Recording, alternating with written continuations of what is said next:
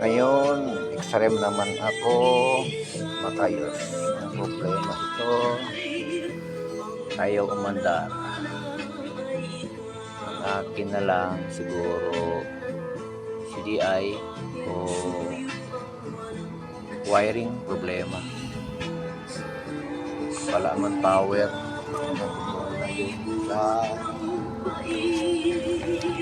Yung problema sa karburador, dumi. Dapat to linisin. Problema, nag-leak makina.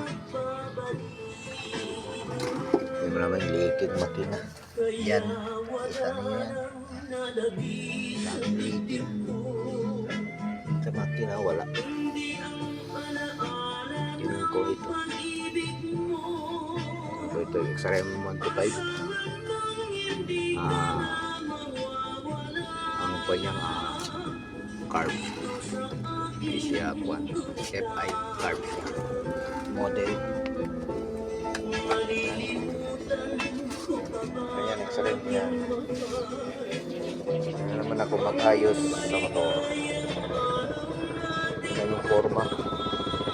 Sira talaga. Wala na lahat. Yung throttle wala. Ayan. Pag ilang gawin.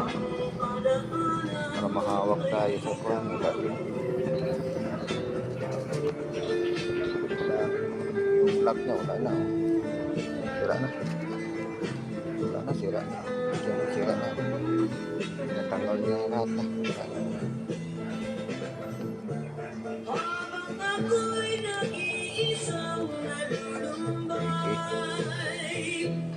Nandito na lang kay buksan pa ko lahat itong cover.